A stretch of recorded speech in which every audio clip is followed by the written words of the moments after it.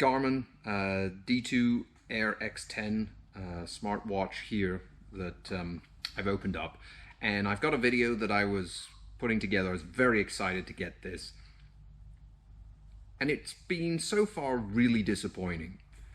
So I just wanted to start with a bit of an introduction.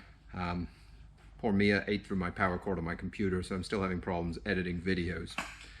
But I was expecting to get a watch that would do time, Zulu time, and a few items like that, paired with it being a Garmin navigator and having all the fantastic features and really easy to use, intuitive layout that everything from an old 195 right up to a G1000 NXI has, and all the navigators in between. I really like the Garmin navigators. I like using them. I'm pretty good at using a lot of them, and I was hoping for that kind of a GPS, aviation GPS in here, so that you could find the nearest airport, go direct to an airport, you can have an HSI, distance, time, stuff like that, basic stuff. And it would be great for doing a bit of cross-country flying in the biplane, where I don't want to put a whole GPS in there. That's not what it's for. And I don't really want to be using a map. One, I can hardly buy them anymore, and two, it's open cockpit. That's going to get lost. So I'm not looking at big distance trips, but I was very excited for this. I think I'm just going to put the video up of me sort of opening it and starting into it and following the instructions. And you can see it falls apart pretty quickly, and I get frustrated with it pretty quickly, which is really disappointing. It's not what I was expecting. Now, I am not a technology person. I don't like playing with apps on the phone. I don't like doing lots of computer stuff. Just making these videos is a bit of a challenge for me at times. So maybe it's not the best thing for me. And if you really like that kind of thing, this is probably going to be really, really neat. But it just got very frustrating immediately. Trying to create, download an app, create an account, then it's asking you all these questions, which I just don't see how it's relevant at all. Then it wasn't syncing. Then it wasn't finding it, and now my phone, which has got the app on it, is popping up all these notifications, and it's driving me nuts. I'm probably going to return this. I was going to go for a flight this evening. I got so upset about it all, I'm not going to go because I don't think I'm in the right mindset for going flying. I will try it in the air, but at this point, I'm probably going to return it. So if you're kind of like me, this is probably not the thing for you. And unfortunately, it's not a digital watch with a Garmin GPS in it. It's a piece of technology, and it's frustrating. So anyway, I'll let you see through the thing. Obviously, many people are different, but I did a lot of research before I got this, and I'm quite, I was really excited in what I was seeing and how I was going, so maybe I was kidding myself. I don't know, but not for me, I don't think. Anyway, I'll let you watch the video. It might actually just be a good laugh, because it'll be me trying to deal with technology and not being any good at it at all. But I fix old airplanes and I fly them. That's what I do. So, all right, enough for now. Ooh, Aviator Smartwatch. This would have been nice if this showed up a couple of days ago. Seeing as I just did 17 hours of VFR flying in the last 2 days. Oh, that looks super sharp. That's very nice.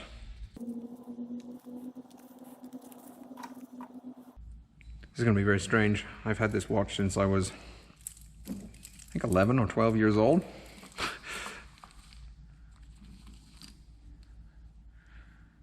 Okay, so immediately that feels terrible. But that's probably because I've worn the same watch for 23 years.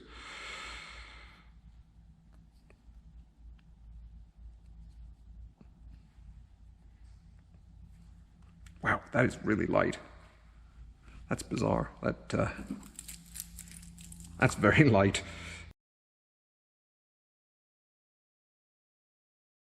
Coming over here was we actually have some internet connection in this hangar. So yeah, we've got the D2 Air X10 Garmin watch. This is something I done a lot of research on. Decided that I didn't just want the D2, but I didn't want the Mach 1 for a number of reasons. Features for me were I actually really like the look of the watch better than the Mach 1. It was really big and like much larger if you see them side by side, and there were some features on this, like being able to answer a phone call and talk to it, that you can do on this version, but you can't do on the Mach 1. And also, the biggest thing I could see in differences is this doesn't have the map feature. Not really sure that's what I would ever use this for. So the HSI and a bit of navigation, yes, and some of the aviation features, yes, and the O2, yes, but the price difference is you know, 1,000 Canadian dollars less for this one. So that was a big seller there. Okay, I fix old airplanes. Technology is not really my thing. See if we can struggle through this together. Maybe it'll be slightly helpful. In the bottom of the box there's some instruction manuals. It looks like I'm going to have to download an app. That could be fun. I don't really do those, so we'll give that a go here in a second. Peel that off. See, that is such a nice clean look. And see about turning this thing on. It doesn't say in here that you have to charge it before. That doesn't look very promising. I'm gonna push. Oh, there we go. It's definitely not February 16th, and it's definitely not 3/29. Okay, I'm gonna have to work some things out. I cannot get over how light this is. Okay, this is probably where we need the app. Oh boy.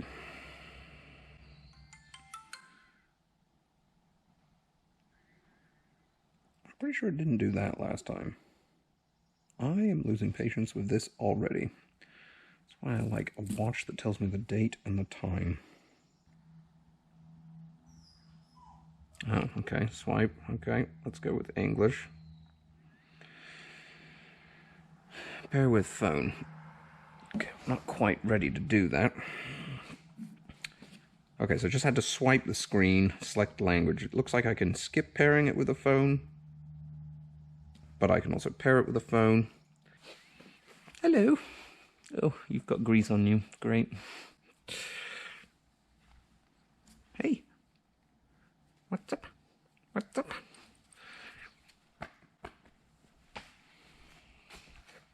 All right, it's installed. Let's open. Okay. Yes. Oh, you gotta be kidding me. We have to create an account. Well, of course we're going to say that because I'm not reading the 10,000 pages of gobbledygook. Well, I was a little concerned that I was going to be frustrated by apps being required, and I absolutely am. This is kind of ruining it. Not sure why this needs to be so complicated. Like, I should be able to set everything up on here, and the only thing it should really need to do through the Bluetooth is answer a phone call. And in that case, why can't I just add it as a Bluetooth device like you would your AirPods or anything else?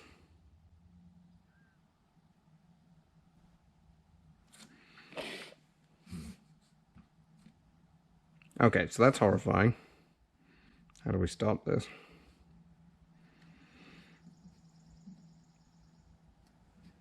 Let's go back. Pair with phone. No.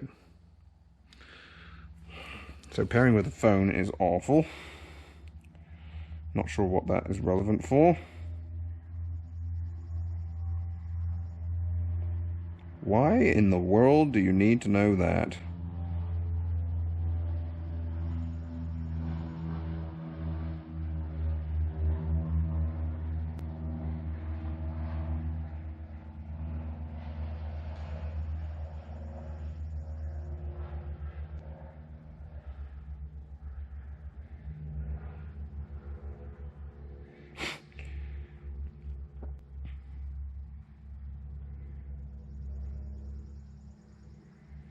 Okay, so a bunch of questions about height, weight, gender, and what wrist I want to wear it on, and if I want 24-hour clock or not. Obviously you saw that. This will be really interesting to see if it's able to pick up the GPS while it's on my wrist, say while I'm flying the biplane, which is what it would be really useful for. After seeking some help with the app and the watch, and going through the process a second time, at the beginning of the day when I was fresh, I had much better success. A lot of my initial frustrations are still there, but I certainly managed to get it sorted out. I have decided to keep the watch, and I found it very helpful, despite my initial thoughts. It's a powerful tool with many great features, and it certainly has a useful place in the cockpit. It is more fragile than a traditional watch, however, so I have to be careful, especially when I start doing maintenance. I will make a full review of the watch in the airplane, going over its capabilities. Get out there, get lots of flying done, and happy tailwinds, everyone.